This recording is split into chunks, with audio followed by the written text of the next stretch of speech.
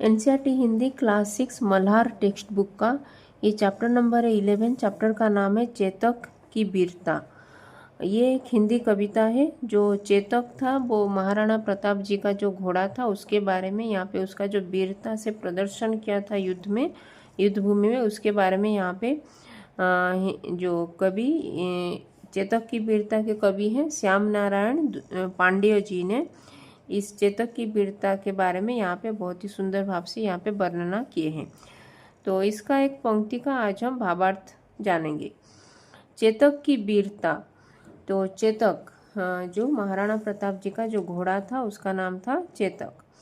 उसका वो कैसे वीरता पूर्वक वो युद्ध भूमि में महाराणा प्रताप को अपने सवारी में बैठा के वो कैसे वीरता पूर्वक वो लड़ाई में योगदान दिया था उसके बारे में यहाँ पे श्याम नारायण पांडेय जी ने बहुत ही सुंदर भाव से यहाँ पे वर्णना किए हैं।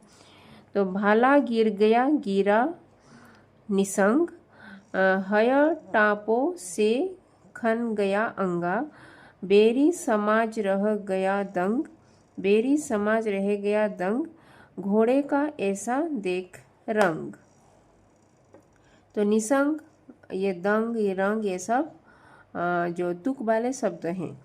तो भाला गिर गया, जो भाला, जो शील्ड, जो ये सोड जो पकड़ते हैं, जो बर्छा बोलते हैं, जो भाला गिर गया गिरा निसंग।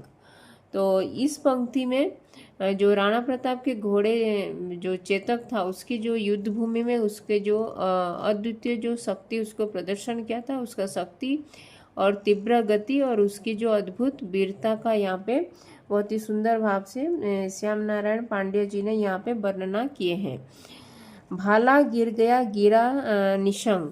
तो इस पंक्ति में कवि कह रहे हैं कि युद्ध के दौरान दुश्मन का जो भाला गिर गया, भाला जो पकड़ा था दुश्मन, जो महाराणा प्रताप का जो दुश्मन, जो विपक्ष के जो शत्रु का भाला गिर गया। और इसका मतलब है कि चेतक की गति और उसकी जो वीरता के सामने दुश्मन के होशियार बेअसर हो गए और उसके जो हाथ में जो भाला था वो भी छूट गया और नीचे गिर गया।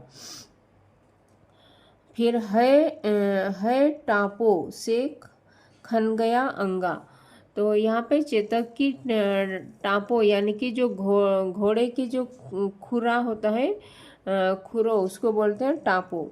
तो घोड़े की जो खोरों से जो जमीन पर आग जैसी जो चिंगारियाँ निकलने लगी, वो जब वो दो तीव्र गति से जो दौड़ रहा था तभी उसके जो घोड़े उसकी जो खुरों से वो जमीन पर जो आग जैसी भी चिंगारियाँ निकलने लगी। यहाँ पे चेतक की जो तीव्र गति और शक्ति का ये प्रतीक है।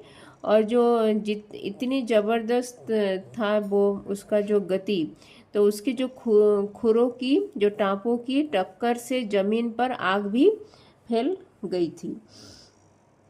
फिर बेरी समाज रह गया दंग।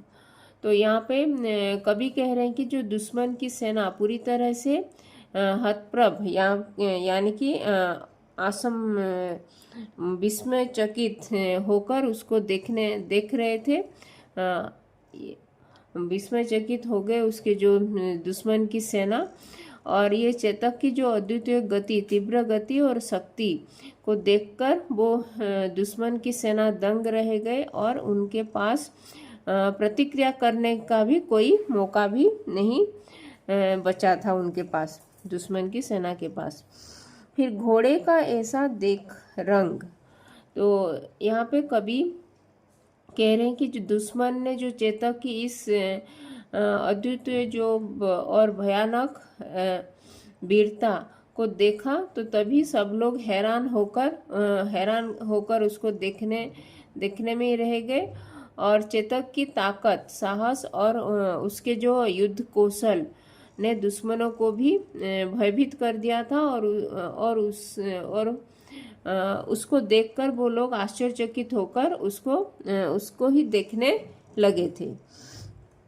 तो इस पंक्ति में भाला गिर गया गिरा निसंग, हय टापों से खन गया अंगा, बेरी समाज रह गया दंग, घोड़े का ऐसा देख रंग। तो इस पंक्ति में कवि जो श्याम नारायण पांड्य जी ने यहाँ पे चेतक की युद्ध में जो उसकी जो अद्वितीय गति, तीव्र गति, उसकी जो शक्ति और उसकी जो वीरता का यहाँ पे बहुत ही सुंदर भाव से वर्णना किए हैं। चेतक की तेजी और उसकी जो ताकत के सामने दुश्मनों के हथियार गिर गए थे। उस जो भाला, वो लोग जो हथियार जो पकड़े थे दुश्मन की सेना, उसकी जो तेज गति देखकर वो लोग भयभीत होकर उनके हाथों से भी वो भाला और वो उनके हथियार नीचे गिर पड़ा था।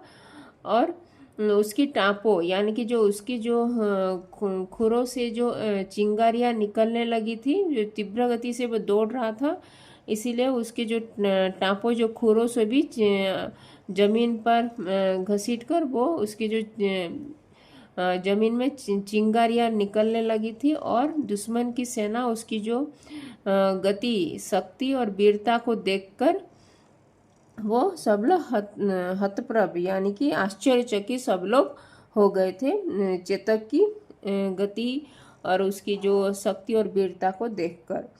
तो ये था चेतक की वीरता का इस पंक्ति का भावार्थ। भाला गिर गया गिरा निशंग, है टापों से खन गया अंग अंगा, बेरी समाज रह गया दंग, घोड़े का ऐसा देख रंग। तो धन्यवाद, थैंक यू।